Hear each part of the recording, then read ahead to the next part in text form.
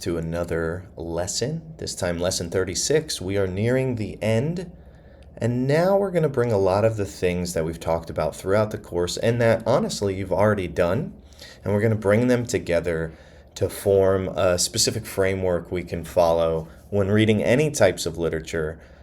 And you'll be able to go back into some of the things that you've read and you'll practice with the Medea passage that you'll be looking at.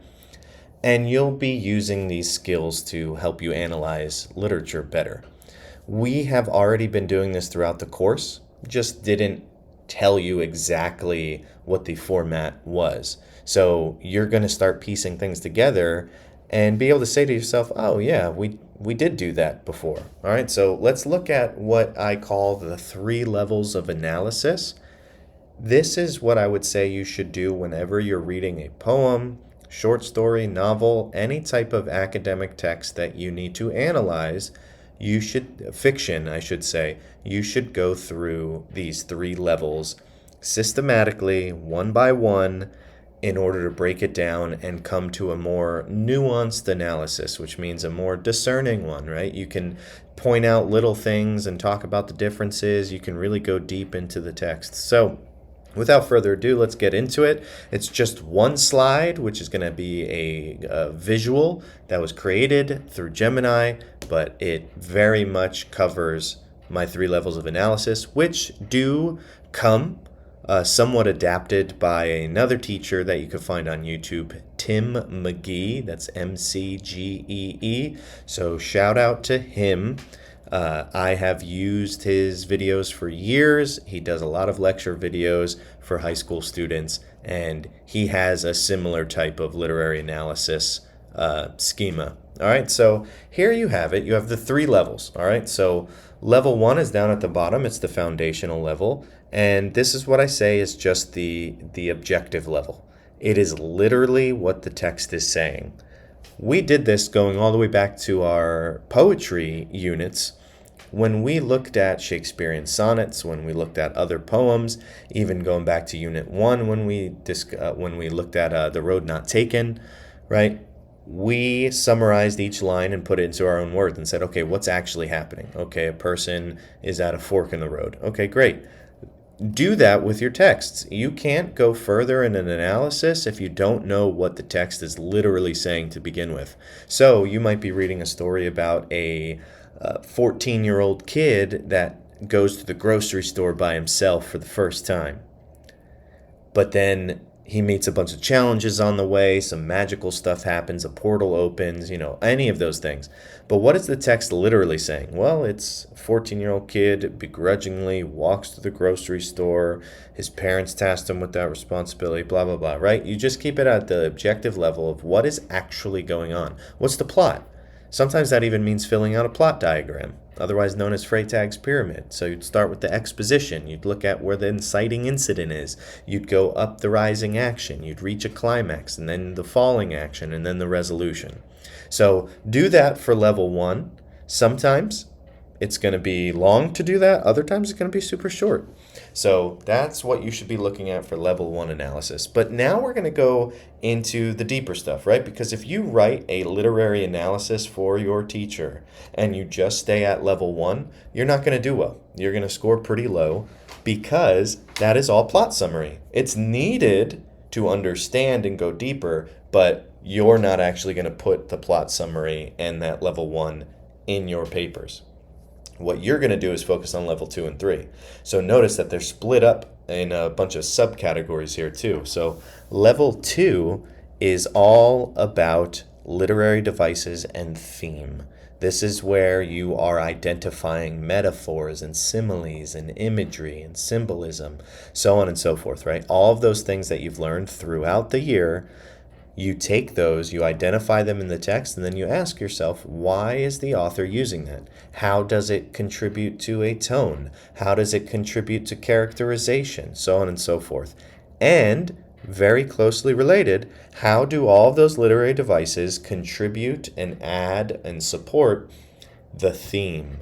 And that's the central message, right? The big idea of the text. And we've talked about it previously for some lessons. when you are identifying a theme, you don't just want to stick with the one word topic, right? You don't just want to pick out and say, Romeo and Juliet is about love. That very well may be, but what is Shakespeare trying to prove about love and come up with a full statement? So here in level two, you're kind of doing these at the same time. Sometimes you'll isolate them, but typically you're going to be using the imagery that you find, the symbolism that you find, and that's going to be your evidence to support a theme. So a lot of literary analysis work, especially at the high school level, is coming up with a thematic statement and defending it, much like we've done throughout the class. So that's level two. It is a bit harder. It's more nuanced. This is the subtext. This is the reading between the lines. This is the harder work. Then level three, perhaps the hardest level, is all about connections. And I say that there's three connections. You want to try to make a connection to your personal life. You want to try to make a connection to other pieces of literature. And you want to make a connection to literary theory. Now, you're not going to do all of them all the time. You're usually just going to pick one. But for your understanding, it's good to have them all in your toolbox here. So the first one, level 3A, connections to personal life, this is asking the question, how does this relate to my experiences, values, and worldview? So when you read a Shakespearean sonnet that's about love, right? Maybe you're making a connection between when you were dating somebody and you were really in love and you guys would be all mushy-gushy, right? Or maybe your connection is you've seen a friend kind of act like that. Or perhaps your connection is in the negative. You swear off love, right? So try to connect with characters, try to connect with ideas. And it doesn't always have to be like the biggest thing in the world. You don't have to pull out something deep and traumatic from your life to connect to. But usually you can always find something to connect with in every text, at least every good text. So even if you're reading Romeo and Juliet and you've never been in a relationship, or your friends have never been in a relationship, have you ever been in a situation in which your parents were kind of telling you what to do and you didn't like it? Well, see, that's Romeo and Juliet as well. Have you ever been in a situation where you had a mentor figure that was trying to help you through some family dynamics and interpersonal complications between family members? Again, Romeo and Juliet, that's what the friar did there. So you can find connections to personal life or to real life, something that's going on in the world. For the second layer of level 3, right, level 3B here, this is where you connect to other pieces of literature. So if you're reading Percy Jackson, obviously those are going to connect with Greek mythology and a lot of those texts. If you're reading Star Wars or watching Star Wars, maybe it reminds you of the Odyssey or some other Shakespearean text, right? If you're watching the first Thor movie, you should see some parallels between that movie and many Shakespearean texts. This is where you're connecting to other literature. It doesn't always have to be like an old classical book. Sometimes the other literature could be a song. Sometimes it could be a movie or even a TV show. All of those are higher levels of analysis there. You might not end up writing academic papers on how Romeo and Juliet relates to some TV show that you're watching on Netflix, but it's still helping your understanding of the text as a whole. And then the last sub-layer here is 3C, and this is where you connect to other literary theory frameworks, typically after learning them. You didn't necessarily learn each one of these. You did use some of these at times. So for example, feminist theory has really nothing to do with politics here. It's all using a specific framework to help us understand literature.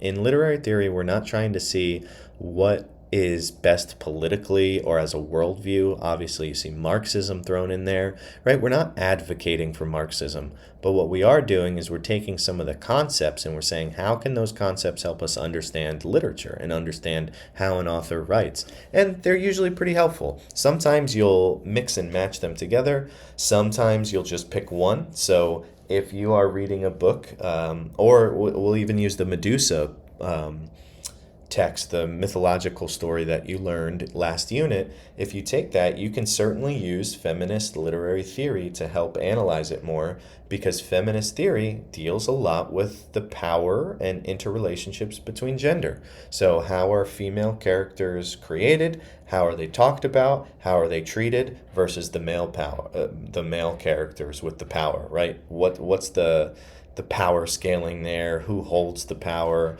Who is more subjected to like discrimination?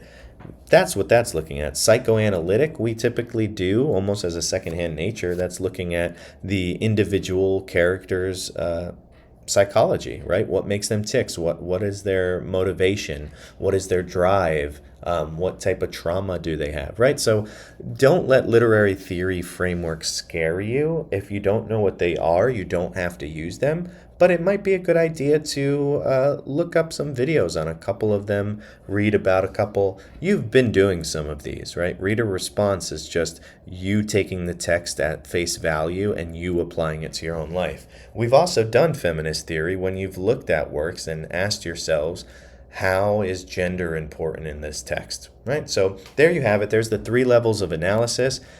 Keep this in mind for the rest of the course. I know we don't have that many lessons left, but you should see how we have done all of these throughout the course. There's been times where you've done plot summary and you've made annotations. There's been times when your annotations were set on literary devices. There's been times when you wrote papers on a thematic analysis. And there's been other times, especially in the DQs, where I'm asking you to connect to your personal life or to other pieces of literature. So keep doing that. You guys are doing great. You're almost at the finish line. But let's try to level up our analysis and make sure when we're reading these texts, we're using all 3 levels.